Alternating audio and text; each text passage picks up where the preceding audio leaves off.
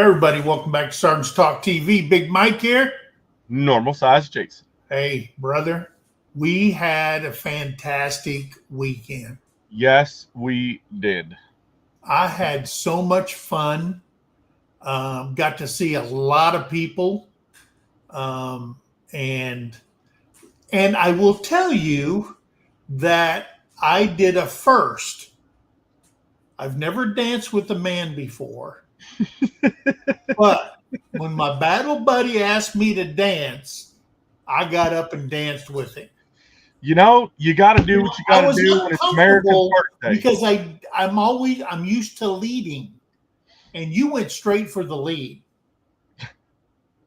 Yeah, I only know one option, and evidently I was the dance floor bully of making people dance that didn't want to dance. But I figured if I was going to be up there making a fool, I wasn't going to be alone. Guys, when he picked that one person up, who was that, Drew? And you fell with Drew? Yeah, with Drew.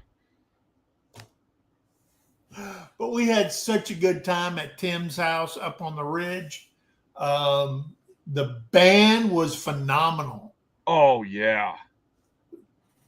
I'm going to tell you something. That band called Big Wheel, if I owned a club, they would be playing in there. You know? And Tim has said that's why he contacted them, is he's seen them like a dozen times or more. Yeah.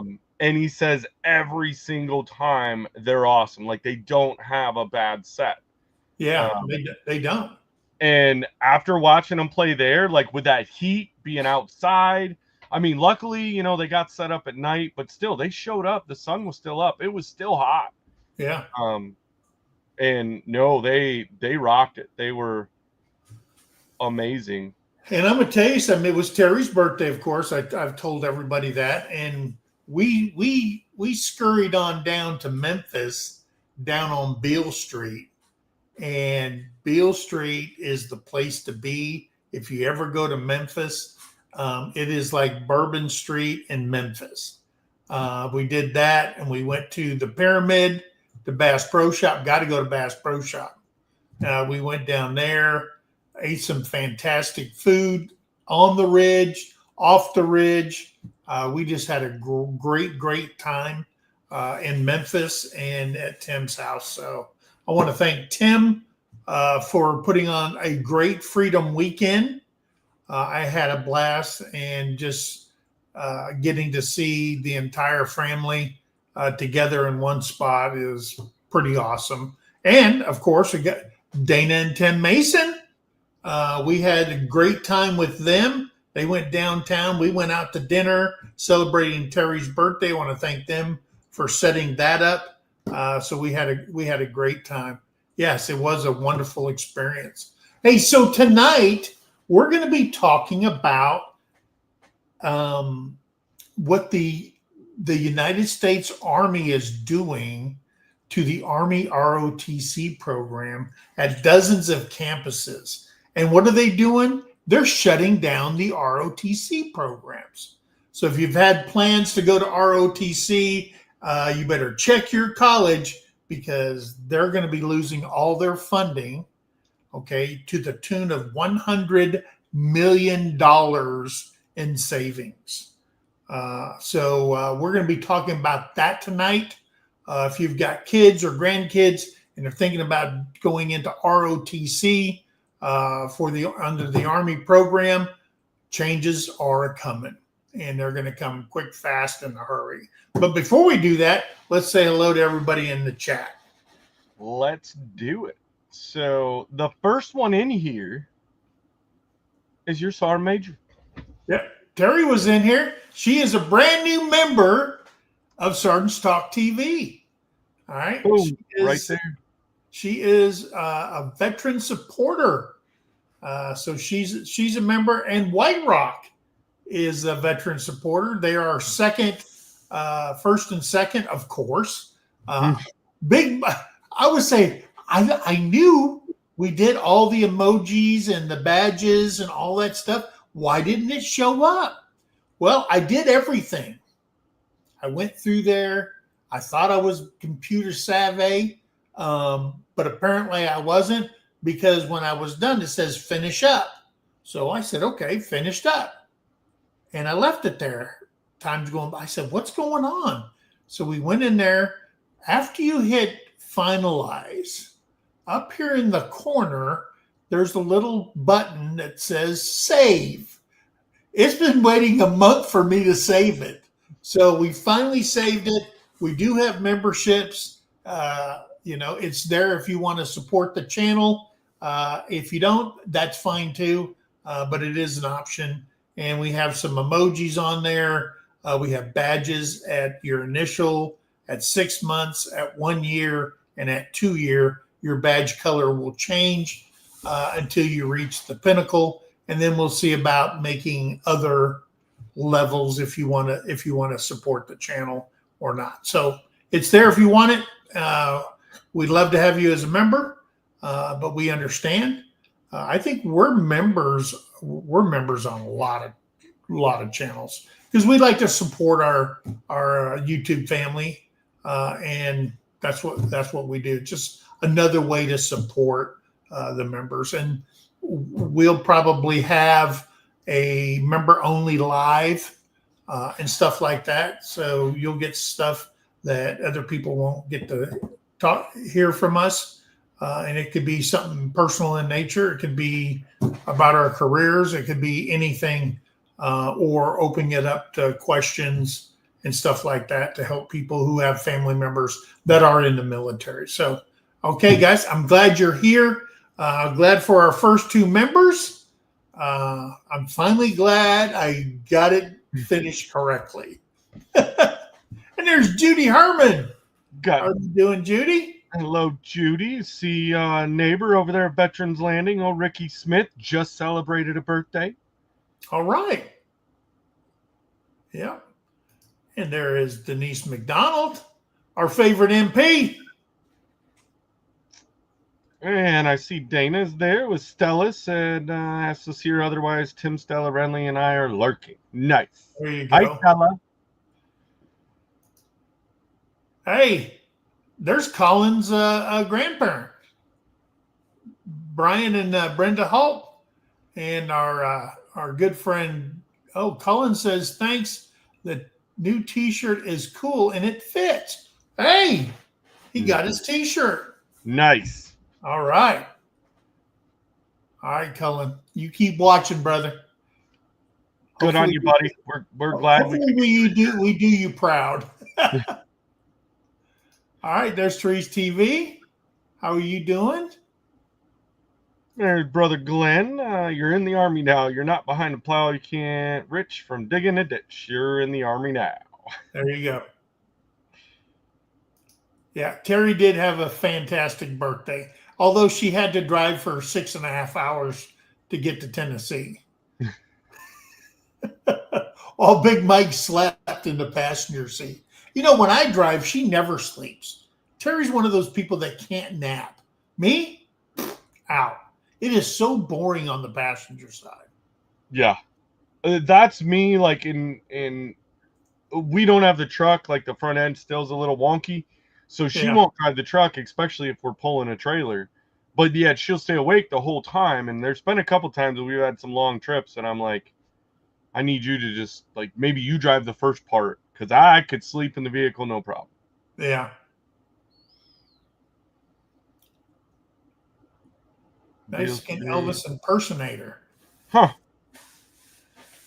I'll tell you something. If you ever have a chance to go to Beale Street, and I couldn't imagine how crowded it was on Beale Street on 4th of July, because right down the road by the river and Bass Pro Shop is where they had the fireworks show. And, you know, everybody wasn't done partying, so they go down to Beale Street. And I'll say this about Memphis, though. If you're going, make sure your tire pressure's up, your shocks are good. Like, you want to find the worst roads ever, go through Memphis. They got some bad roads. The whole city. Oh, yeah. It was every bit. It's like for 20, 30 miles before you get in it, and even before you get out of it. It's like the entire thing Like, you better have everything strapped down with extra straps. Yeah. Hey, there's Jennifer Ocean Homestead. Welcome See in. Neil S. saying hello to everybody. Welcome in, Neil. That's right. Jennifer says hit that like button, subscribe.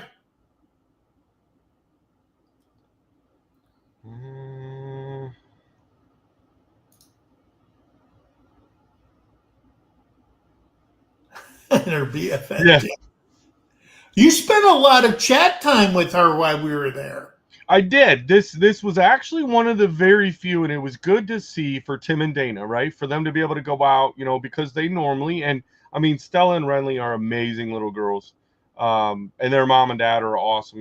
Like they just, and so a lot of times because like Stella, I know she's just in there screaming right now, like, and she's just the sweetest little thing to be able to run around with. But it was so good to see Tim and Dana be able to like just the two of them having a good time. So, Hey, Mr. Leonard Mountain Homestead is a member. I well, didn't see this thing pop up. I didn't see anything pop up on that. It didn't But star. he posted the helicopter, the tank, the jet, and the aircraft carrier. Well, we appreciate you, Chris, but I don't know how. Okay. I don't know.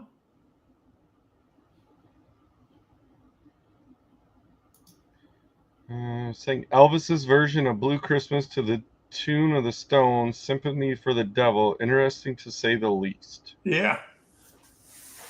Oh, that was the Mexican impersonator. Yeah. There you go. Got to be interesting. Yeah, I didn't see the notification. Yeah, and it doesn't. It normally shows up. Yeah, but we appreciate it. You're our third member. Yep. And I appreciate that. Because he's a ninja. Because he's a ninja. He snuck in. He won the I got the longer beard, so I could be a ninja. Yeah. Hey, and make sure you tell RNC tomorrow's their night on Empty Homestead. All right. Oh, nice. Yeah. So let's talk about Army or ROTC. Here's the full story. The Army is undertaking a major shakeup in its Reserve Officers Training Corps footprint, shutting down or reorganizing programs at 84 college campuses. The move, which Army planners describe as surgical, is part of a broader push to trim down bloat in the services. Okay? Yeah. And right there, Brian, I messed it up earlier. Brenda, the Hawks are members now. Hey, all right. Thank you. So in total, 1,291 students are expected to be affected. Most of them having to potentially shift to programs at other nearby campuses. Of those, 16 contracted cadets will have their programs totally deactivated and be left with few alternatives. Though in some cases, the service is aiming not to disrupt their tenures. Those cadets will be given the choice to transfer to another ROTC program or exit their contracts without penalty. Seniors currently in the program won't see changes as the cuts won't kick in until after graduation. Most first and second year students haven't yet signed binding service contracts. Yeah. So now, because you're going to college and the military's paying for it because you're going through the ROTC program, you have to sign a contract with the United States Army. Because once you're all done with that, you have a commitment to make, whether it's going active duty, whether you're going to the Guard or the Reserve, depending on which branch you're going to go into.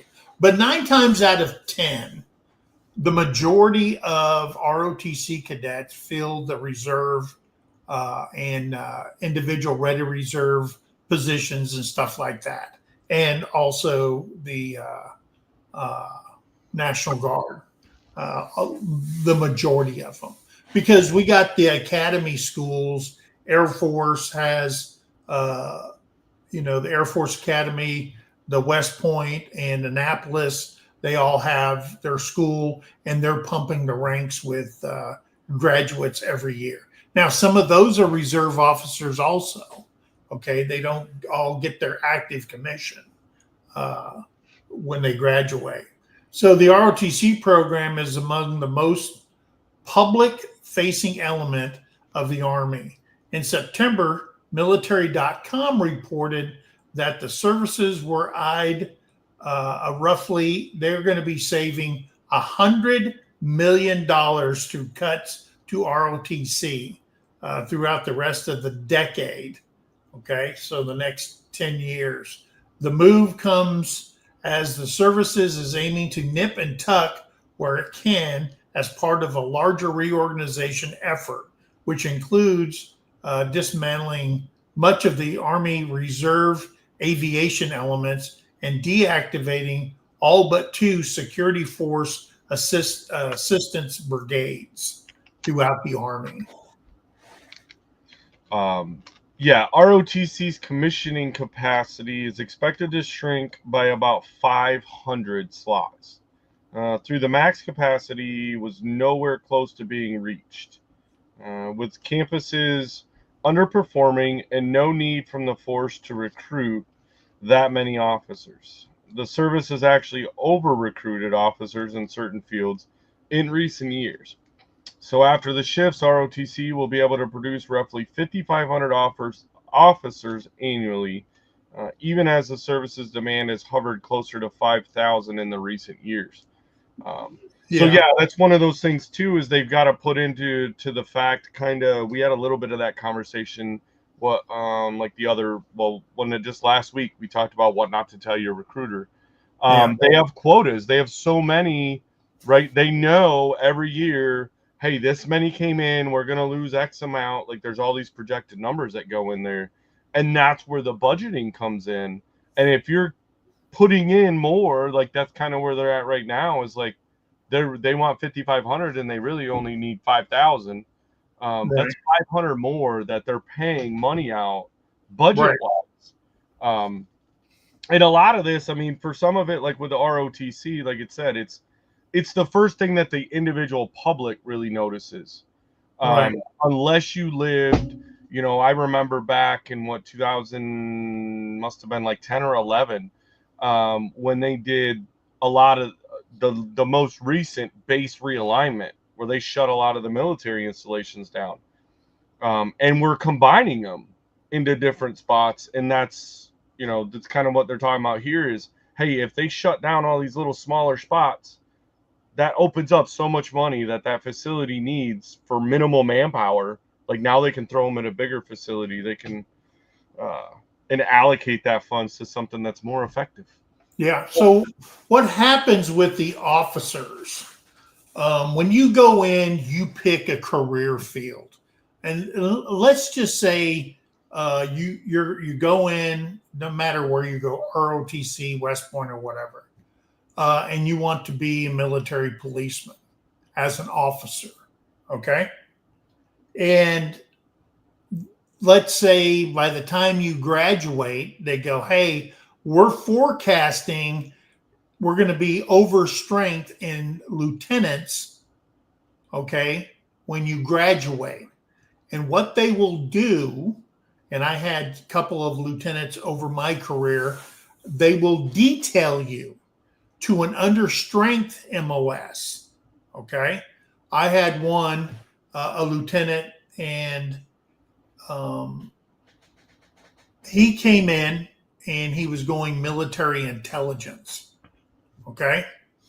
And all of a sudden they came to him while he was in school and they said, hey, I'm sorry, but we're going to have to detail you to another MOS, and here's your choices.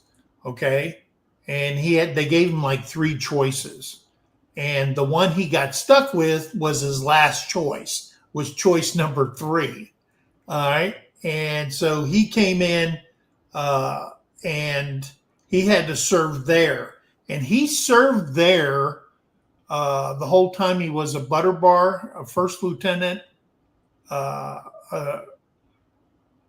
second lieutenant, um, and he didn't get out of that detail until his second year as a second lieutenant, a first lieutenant.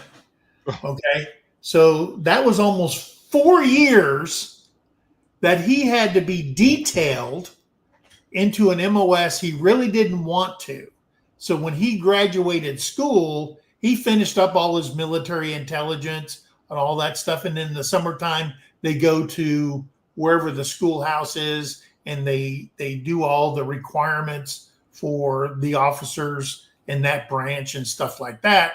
And then he finally got the notice that he was being moved into a military intelligence field that he wanted to 4 years prior to that. And then I had another one that spent 3 years doing the same thing. They weren't happy. I know that the first one was just like, Sarge, you got this. And he was just, he was already checked out. He had an attitude from the get go. So I ran the platoon while he was just tagging along and stuff like that, which is not good for him. And I get it; it's a morale dump. Right. But he finally got in. I seen him later on when he was a lieutenant colonel in his field. So he actually apologized. He goes, "Man, I was the worst lieutenant." I said, "Yeah, you were." Yeah, you were. So when I was at Fort Huachuca is where I ran into him, and he was a lieutenant colonel there, and he was an instructor at the schoolhouse at Fort Huachuca in Arizona. So the Army emphasized. Wait, I'm on the wrong one. Service officials familiar with the plan described it being easier and more cost effective to shut down a program delivering only 10 officers per year.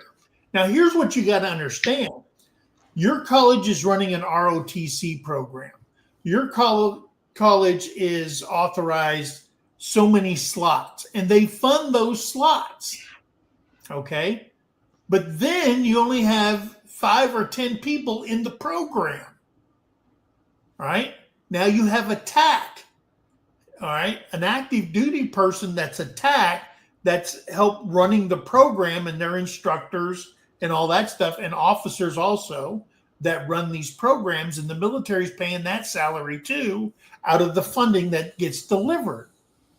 Well, the school gets the money for the program, okay, and they're getting fully funded, and they're using all that money up, but they're only producing 5, 10, or whatever people out of the program. Army said, nope, we're not going to continue to do this after they went through the Doge thing. And they're saying, we're cutting these programs. Okay. They weren't getting their bang for their buck. Widening the spigot at bigger schools like Ohio State and the University of Florida, 2 of the top 20 ROTC schools, which account for 20% of all officers commissioned through the program. Okay.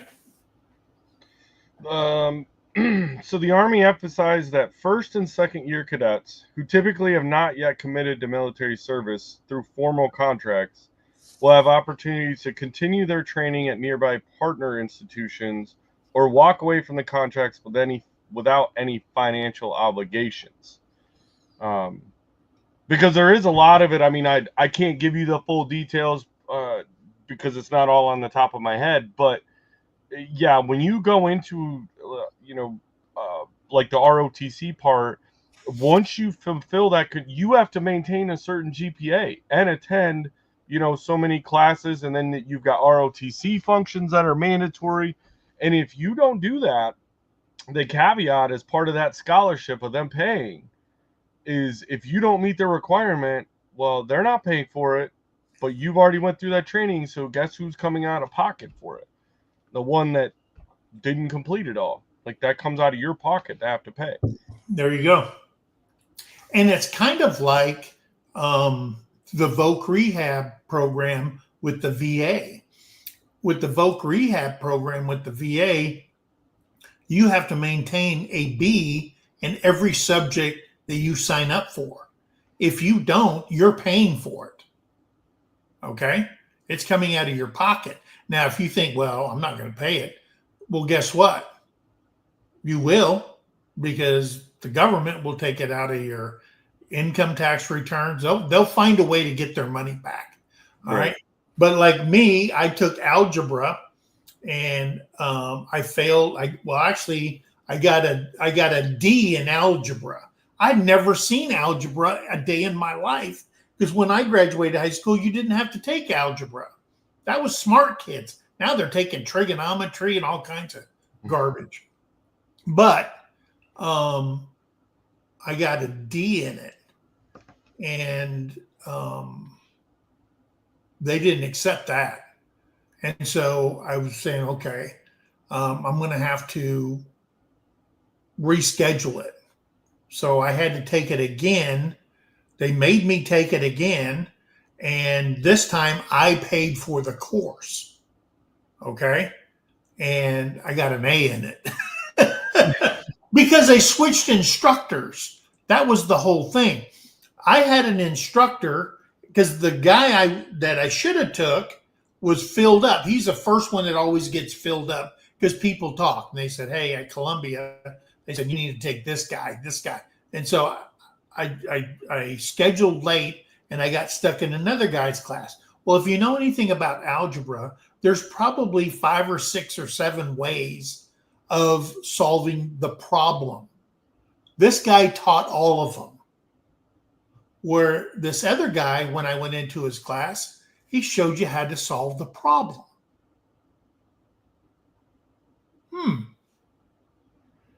Not 5 ways of solving it. Because I was, right. I mean, I'll tell you what, I was just, my head, you know when your parents were yelling at you when you're a kid and you start getting dizzy because they keep yelling at you? That's what I felt like when I was learning algebra. And I didn't retain anything. And if I go home to study, I don't even know how to study. That's how dumb I was in algebra. But I took this guy's the next time, and he showed you how to solve the problem. I go, dude, that was simple. He goes, yeah, I'm not going to fill your head with a bunch of garbage. It's your first year algebra. You should learn how to do it. Okay, and if you're going to go and be a mathematician, then you need to learn all that other garbage. He goes, I'm not a teacher that wants to confuse you or make you fail. I want you to learn it. And I took it, got an A in it, moved on. But you have to maintain a grade point average when you're going in there, and it's broken down by whatever subjects you're taking. So let's see. Here are the host ROTC programs being shut down.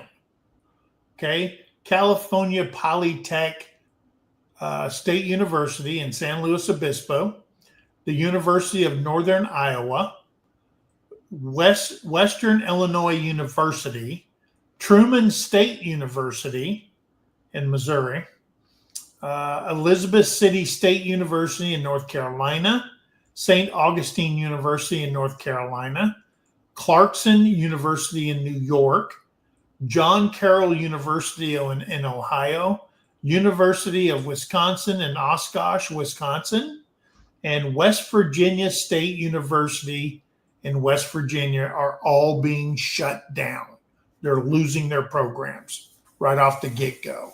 So if you're one of those people and one of these colleges was, I'm going to stay at home and I live in West Virginia, I'm just going to go to Western Virginia State University because you get scholarships from the state or whatever you're doing. The rest of it, and you want to take ROTC to pay for the rest of it, then you're going to have to find another university. So that's kind of crappy for some people, but they've realized that these are the programs that have the fewest cadets in it, and they're not getting their bang for the buck in funding the programs and stuff like that. Now, the other part of this is each one of these programs has officer and enlisted ranks that go in there. And those ranks, depending on what branch of service that you're in, they get, let's just say each one of these universities get one lieutenant colonel slot in it. Well, if they're not around no more, then that means that's how many lieutenant colonel slots you can't get promoted in anymore. All right. And this is how many master sergeant slots you can't get promoted anymore. And they're going to lower the number that they can promote each year because they're not putting them in these schools. So you got to look at that also for the active duty roles. So additionally, there's schools that allow students at one campus to attend ROTC program at another. So these are the ones that allow that. They're also going to lose their affiliation. University of California, the Merced in Merced, the Buena Vista University in Iowa, University of Du Bois, in Iowa, Idaho State University, and University in Nebraska and Kearney, Millersville University in Pennsylvania, Pennsylvania Western University, Texas A&M International University, and St. Norbert College in Wisconsin. The program at dozens of other schools are being redesignated and reorganized. Yeah. Once again, like we've kind of talked about, guys, it's a lot like they were already the military was already starting this before the Doge thing, right? But it's a relevant thing in today right now because Doge came out. So we say, hey, well, with Doge, this is part of it. But the military, I mean, honestly, they've been doing it for a while. That's why I retired in 2015 when I did, instead of in 2018, when I would have been at my full 20-year mark. A lot of the branches are doing realignments with their bases and military installations to save money. They're reducing their manpower, kind of like, Mike was talking, was the other part of affecting this is the manpower of the force. Because every one of these positions, like you said, they require active duty personnel or active reserve sometimes, but they're still activated. So they're getting a full active duty paycheck while they're conducting these courses. And those are typically, that's not an MOS, that's not a job in the military. So you're pulling from whatever job you're at. So if you're in the MPs, your unit is they're losing one of your MPs to go to this college to teach, for that MP unit. You don't get a replacement because they're on a temporary status. Exactly. And so now that unit's shorted because this is what they call a B billet or an additional, well, not a B billet, it's an additional duty to be able to go off and do some of these things, but it affects the overall force. Right. And when they're looking at, they want reduction in numbers because they want, basically the military, I think just about every branch that I've read and seen anything on, they're going back to more of a high speed, low drag. Let's just get in there, get done what we need to do. We need to provide the security, obviously, for our borders and, all over the world. But cutting the fat from everywhere. And that's what part of these programs, if you're funding a program, like Mike said, if you're funding it for 10 and you're only putting 5, you're out. Like you're not performing enough. It's not an effective enough program because they're funding it for 10. So you're hemorrhaging money. Yeah. And then you got to look at something else. With that, when they're saying over a decade, they're going to save $100 million and $100 million to be redirected into R&D. Okay, for whatever is a drop in the bucket. Let's say, um, for example, they came out with that new model of Abrams tank, the newest one, where the 50 cal gunner doesn't even have to show his face. He's operating the new 50 cal inside, hatches closed. It's on a video screen in front of him, and he's operating the gun from inside. Okay, that right there, $100 million was a drop in the bucket to come out with that new modification for the tank and to get it approved and signed off on, and then put it in to the new version of the Abrams tank.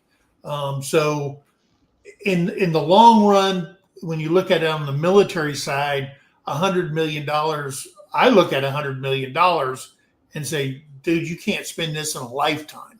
Okay. But they can say, okay, hey, we want to look into blah, blah, blah for the Bradley. This would be cool on the Bradley. And then they do a contract up and give $100 million. And then they come back and say, yeah, that's not feasible. I mean, they're actually doing that. Okay. Yeah. Look how far behind we are on submarines and ships and all that kind of stuff with the Navy. I mean, look how long. I think that along with that, right, is thinking about it, because I know, like, obviously being a tank mechanic, right, I was in the tank community the whole time I was in the Marine Corps. Right. The Marine Corps doesn't have tanks anymore. You know, and initially the thought of that, right, was like, man, that's devastating, you know, because now it's like, well, what if one of my family members, you know, like, none of my kids have joined, but maybe my grandkids would want to join, and how cool would it be for them to go, you know, be in tanks? Yeah. And that's not an option in the Marine Corps anymore. But when you look at today's mission and how today's warfare and operations are handled, it doesn't make sense for the Marine Corps with what their overall concept. It doesn't make sense to have them there. Like in the areas that we operate, in the types of battles that are ensued now in today's modern warfare, they're not needed. When was the last tank on tank battle? Yeah. You know what I mean? Like they had minimal at Desert Storm, little to none when we went to Iraq in 03, you know, type deal. Like it was back like Cold War. Yeah. You know, was the last time that it was true, you know, until now for us, for US. Now, obviously they're, you know, using them with this whole Russia, you know, shenanigans going on. But, you know, for what our involvement is, we as like the Marine Corps are not using that. But now the Army still has that stuff, and they have the upgraded and they have the newer version, but they're also a larger force. So they can manage those types of things. And that's something that I don't think that the average public, right, somebody that hasn't been in theater or hasn't, you know, done those types of things, don't necessarily understand. They get confused as, why are you going to cut it back? You're going to make our military weaker. It's not making it weaker. It's reallocating funds to go to the things that really matter. Like Mike said, let's update the subs and get, you know, some stuff there. Let's make sure our ships and our long range stuff is actually the most up to date and, you know, anti-radar. You know, I could go on all day, but that's where that money should go. Yes, it sucks for that individual that's part of that ROTC program that's going to leave, but you have to look, and you don't see it when you're just a little peon. You know, when you're the Lance Corporal, it takes you multiple years of serving and being involved in that process before you really start. And not that you can fully comprehend it, because there's so much going on, right? But you really start to understand some of the big picture stuff of, okay, now this, you know, I've wondered for the last 15 years why this has been done this way. Now it makes sense. Now when you get your chance to really see, so Yeah, I mean, I want to throw that out there because I feel that, I know a lot of our, everybody's in the chat, but anybody that's watching it later on, like, this isn't a matter of we're weakening our force. This is realigning and making it more effective to today, not Yeah, 50 years. because you got to remember something. We at one time when I came in, we had 12 divisions within the U.S. Army. 12 divisions, and Wow. then they cut it down to 10 divisions. Okay, and they put a different focus on it, and they did the different focus because of the way we fight wars now. Okay, um, and then you have to look at another thing. Look at all the tanks and Bradleys that we gave Ukraine. Now, I'm going to tell you something. They need money to replace those. Okay. And we gave them the oldest stuff that we had in the inventory. Okay. I'm sure they all went through a third shop and they were good to go when they turned over the tanks. Plus, they got to turn over the PLL, the parts list, and all that stuff for these things when they break down and all that. So that's a lot of money that people don't understand. You may give them a tank, or we may have given them 15 Abrams, but you have to look at the millions of dollars worth of PLL, okay? The parts and all that stuff to support. It's kind of like when they come out with a new car. Before they can come out with a new car, they have to build up and make sure they have the parts to support those vehicles, okay? Because as soon as you buy one, you drive off the lot, boom, you wrecked it. Oh man, it was a 2025, and you go to a shop and then they have to order that from Chrysler, from Ford, or wherever. So you got to do the same thing with these tanks and Bradleys and all this stuff. You got to have that parts list to support that in order for them to accept those tanks. Now that they do that, they got to come up with the money and say, okay, this division just gave up all these tanks. Let's move the new Bradley or the new Abrams to that division now. Okay. And that's what we did when I was in 2nd Combat Brigade in 1st Armor Division. When Poland joined NATO, we railheaded everything that we owned into Poland. And we trained the Polish army on all the equipment that we were turning over to them. Okay. Once we did that, we came back and then we went to the Pomkis site up in somewhere up in the Netherlands. The army has a Pomkis site where they store war stock and they bring all this stuff in. So if there's a war and they need people on the ground real quick, they send the bodies, they fall in on the equipment that's already there in theater that they're already trained on, tanks and howitzers and all this stuff, and they can roll out from there instead of shipping everything by ship. Now, we didn't have Pomkis sites over in the desert, okay? We didn't have them. So they had to ship all that stuff in there, and it took forever for everything to get over there. So that's why they have these Pomkis sites, so they can fall in on it, roll out, and start fighting. The same thing with ammo points by the Pomkis sites and all that stuff. And we pay rent on that every single year to have those facilities in certain parts of the world.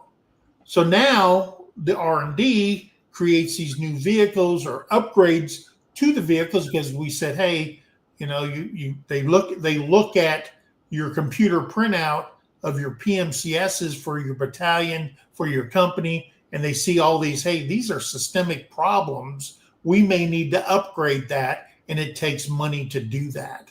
Okay. And hopefully they got it into the budget before the budget was signed for the military or approved through Congress for the military, called the Military Appropriations Bill. So a lot of it is just not cut and dry. Because if you gave them, $100 million worth of hardware. Now, how much do you need to give them for 10 years? Okay. And that's how the military looks at it. We build something right off the get go. We have to have a decade's worth of parts and all that stuff to support this. And that costs billions of dollars. Well, I'll say this: the Army does it that way. The Marine Corps doesn't always do it that way. Uh, Now, when it comes to the Abrams stuff, absolutely, because we piggybacked everything off what the Army already had. And the Yeah. good thing for us was the Army was upgrading. So, and we didn't upgrade. We stayed on the M1A1. We never went up to the A2. We did some of the optics upgrades, but not to the level that the A2 had. So basically all the stuff that they were pulling off from that entire, Army-wide multiple divisions of tanks, that became an asset now that the Marine Corps can utilize. Yeah. Now, the one time, and I think about this because, we're talking about budgeting and stuff, is my time that I was in my last active duty unit, being at Combat Engineers, was with that ABV, the Assault Breacher Vehicle. Tank hull, modified turret, all for mine clearing. And that was one of the, for me anyways, I'm sure there's other vehicles in the system, right? But it was one of the few times, and first for me, that the Marine Corps got a vehicle before the Army did. Yeah. And what a shit show. I finally understood at that point why it was so much better for the Army to get it. Let them do all their R&D. Let them do all their bulk inventory. I was fielded the first 4 of those vehicles that the Marine Corps ever had. Right. With no tools. Oh, wow. With no manuals.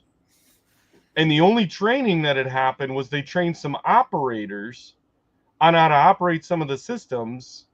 But not like it was one of those like they just got to be dangerous. Yeah. And so I mean, you want to talk about the blind leading the blind when I walked in that place. Yeah. And I'm like, no wonder I got assigned as the maintenance chief over here, and we were getting the brand new lieutenants.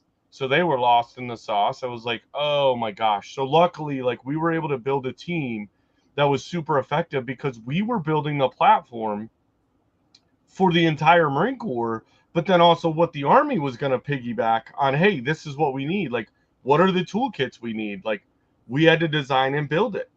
Right. Because there was tank stuff that you needed, but not all of it. Right. But then there was engineer stuff that you needed, but not all of it. And then, how to self-support yourself. And at first they're like, no, you're going to, get support from over there. No. We're not. That's not how this works. We don't do that in a tank platoon. We're not doing that in this platoon. You're going to give me my recovery assets. Give me all that. But then you talk budgeting. I don't think it. No, I never signed any NDA. I don't need to.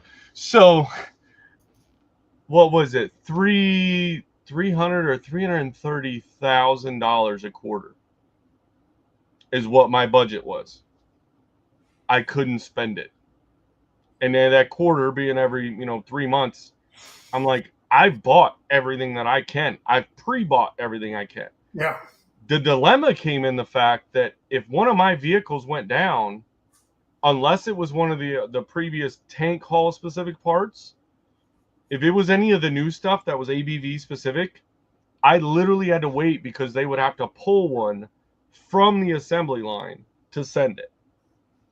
It wasn't a back stock, which, to me, I mean, that was crazy. I'm like, wait a minute, because I'd been through a lot of logistics briefings and sat through all that kind of stuff throughout my career up to that point. And I knew that, hey, the manuals are done. Your PM, your toolkits, like everything that I had been taught up to that point was thrown out the window, evidently. I'm like, we're not doing any of that. There's no part stockpiles. I'm waiting for them to build new ones and ship them over so that it was, by the end of 3 years, it was a pretty well smooth oiled running machine. And they had started, I think it was within a year or two of me leaving that unit is when the Army started getting theirs filled. I think I was already at Benning at the schoolhouse Right. when the Army started getting their version. But yeah, the amount of logistics that goes in with a lot of those things to the average person is completely unfathomable. If you've never been in any kind of logistics situation, right. you'll lose your mind. Yeah. And so Joseph makes a good point here. Cutting ROTC would or does suck, but you can go enlisted and use tuition assistance, and Yeah. that is very true. And I took advantage of tuition assistance when I came in, when I decided to make the Army my career, after I goofed off and did stupid things in the first, enlistment. Um, but you are. I mean, I went to Central Texas College, and I got my associate's degree in general studies using tuition assistance with the military, and every soldier's entitled to that. And there's no doubt it is a great program that you can use. Now, I will say, talking about officers coming in, when they finish, they got all the book knowledge. Okay, depending on their MOS, they got all the book knowledge, but the real learning curve for these guys come from the NCOs under their charge in their first platoon. Okay, depending on, like I told you, I had that one guy, and he was, I called him lieutenant wrong way, because I'm just going, dude, you're doing it all wrong. You're going to screw these guys up. They're going to have no faith in you. So I had a second radio, okay, in my track vehicle, because I was in chemical recon. And when I had this guy, and I had to direct him on there. And it takes, if you think being a dad and raising kids is hard, raise a lieutenant, okay? Because his ass chewing becomes your ass chewing, okay?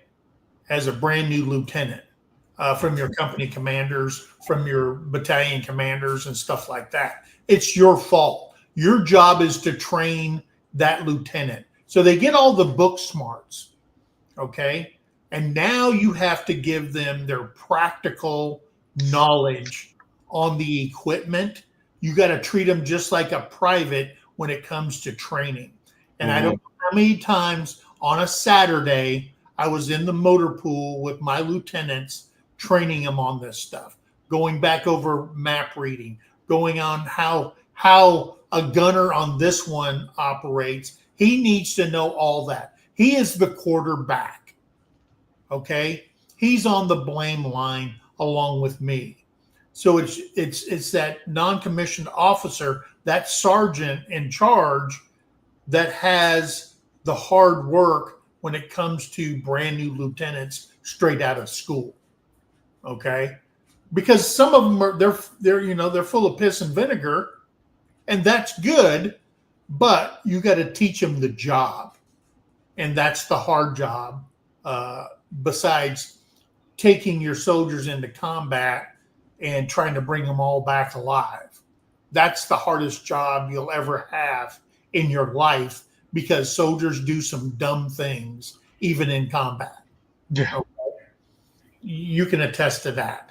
They just do some stupid stuff. And one of the hardest things I ever have to do is the wives coming up to me, please bring him back, please bring him back. And they got their kids and stuff like that. And you go, man, that's a lot of pressure, because you know how dumb their husband really is. You know what I mean? And it's a hard job to teach these lieutenants the right way of doing things, because the book way isn't always the course that you're going to take. Yeah. it's a split. Well, and they've got to deal with, and I think that's probably the hard part for them. Like I've had a few, very few good lieutenants that come in and you can actually sit down and have an adult conversation with them. Right. And it's, they talk about so much with the tactics and the concepts and, how to write all, doing all the like the administrative stuff, like how it's done by the book. Like you said, they come in, they're super book smart, right? You have to be book smart. You have to graduate college and have a degree to become an officer. Like, so you can read a book, you can take a test, and you can pass that and hopefully retain some of that knowledge. But as in everything, it's that practical application of actually doing it, because they don't spend a lot of time doing the practical application, because they go trained for a general subject of what they're going in. Right. And unlike us as enlisted guys, where, hey, we'll go in, we have a general, MOS field if you chose to do that in your contract, and then the Marine Corps picks, or the military picks your individual job. Right. I know some branches you pick your individual, but so you go in there knowing, hey, I'm gonna fix tanks, or hey, I'm gonna be an MP. Whatever that specific tasker is, you're going in knowing that. They're coming in to be leadership. So they're hands-on of needing to drive a vehicle, needing to read a map, which you would think that they should really work that, but it never fails. Every time they're the lost ones, the last one's coming back. So, right. Like you said, as our job as the NCOs and staff NCOs is to teach them those things, and giving that practical application. So, if you've got somebody, I guess we throw this out there, because if you've got somebody that is able to do the ROTC route, or is going into college and then wants to, commission in as an officer afterwards, let them know this is the things, because some of them come in like they've never heard this before. Yeah. And I know they have. Like, I Yeah. know they have. I know those enlisted, because OCS is run and driven by enlisted, right? There's not, they have officers in charge there, but the ones doing all the dirty work are enlisted. Like, they are told that, but they somehow forget. Yeah. That is true. That is absolutely true. Yeah. Hey, I told you the other day, and we're going to be, hey, we got Galactic Trucking Solutions. All right.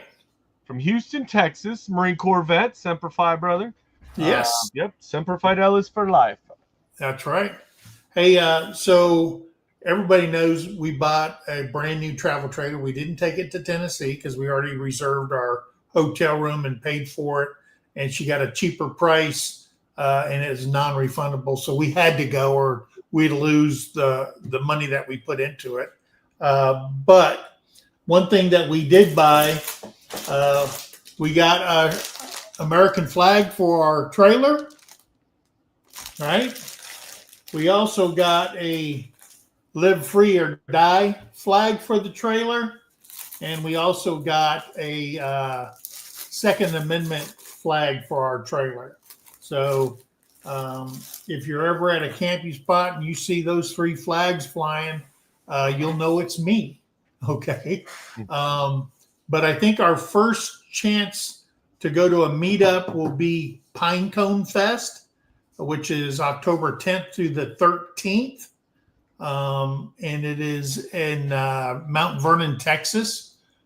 So we're going to be going to that one. Let me see if I have it here. There it is right there. I got it scrolling on the bottom. That is going to be the first place that you can see Terry and I at a meetup. We are looking at some other places to go camping. We found a couple of other places we want to go to. So those videos will be up at some time when we go there.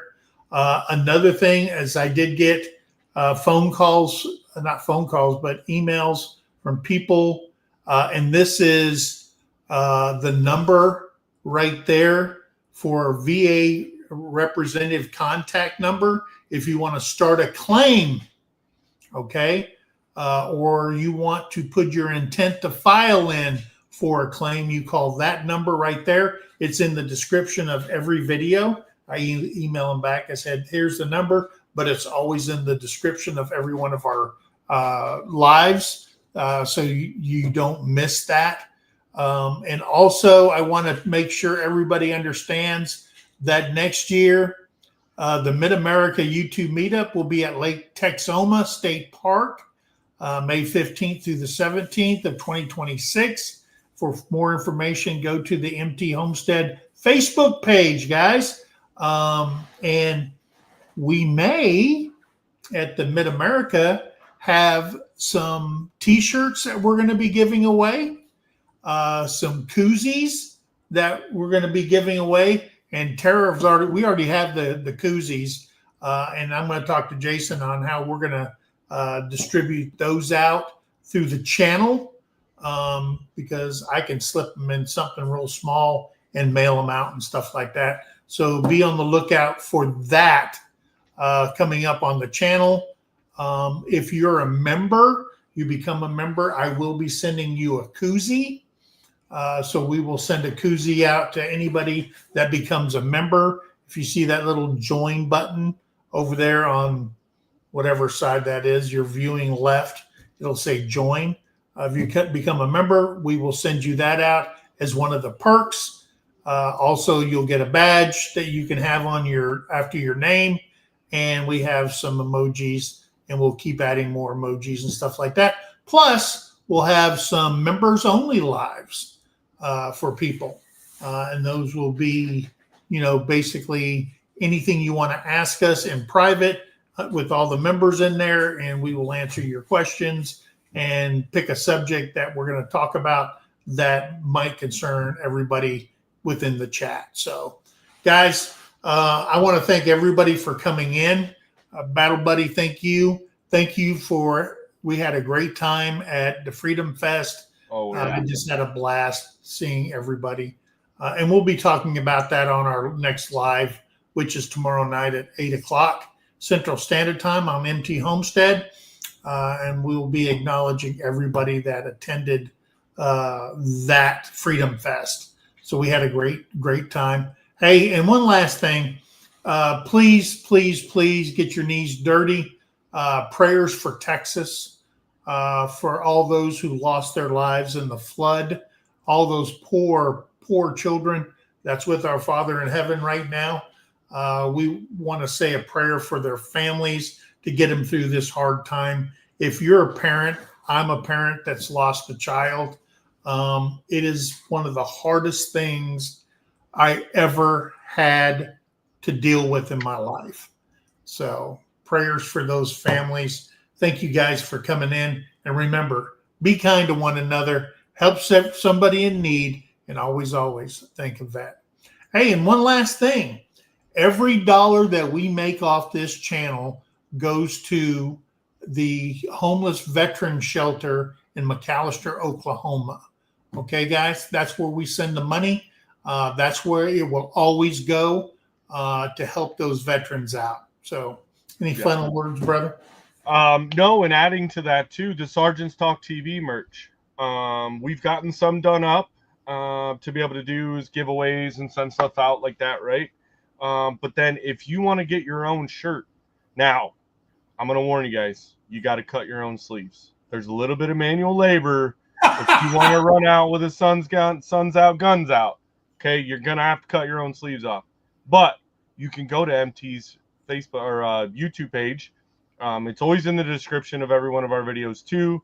But you go to their, is it a bonfire? Why do I always brain fart? It's a Streamlab merch store. Yeah. So you go there and you can get your Sergeant's Talk TV shirt. Yes. Yep. So, but yeah, like Mike said, appreciate every one of you. And we're glad you're coming in. Keep sharing us out. Get that information out. I think we're seeing at least 1 to 2 new people every week kind of coming in. at least one new name every week. So it's getting out there. And the more you guys share us, putting comments in there, interacting in that manner, the more YouTube's going to get us out, and we can get into those ears, hearts, minds, and souls of all the other veterans that are out there, and families, right? Even the families of veterans. You don't have to be a veteran yourself. Like, we're here to support every single one of you, and we want you to have that knowledge and experience. And for us, it's about the brother and sisterhood. Yes. This is our weekly therapy, guys, and we want you to participate in that too. So thank you all for doing that, and we'll see you next week. Yeah, and also we did hear from Evelyn Newman that New Mexico is getting some horrid floods right now. They're getting what Texas got. Really? They're having flash floods in New Mexico. So thank you, Galactic, for reminding me about that. And we go live every Tuesday at 8 p.m. Central Standard Time. So if you can make it in here, we'd appreciate that. If you'd share us out so other veterans know about the channel, we'd appreciate that also. So, guys, hey, thanks for coming in here. God bless you, and we'll see you on the next video. Bye, guys. Bye now.